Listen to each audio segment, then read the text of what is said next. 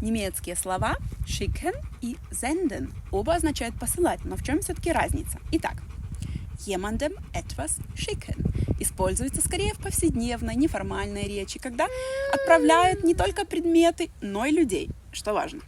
Например, ich habe meinen Mann zur Post geschickt. Я отправила своего мужа на почту.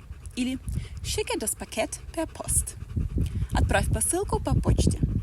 А вот jemandem etwas senden или an jemanden etwas senden больше используется в формальной, официальной речи и только с предметами. Например, ich sende Ihnen или an Sie den Bericht schnellstmöglich. Я вышлю вам отчет чем поскорее.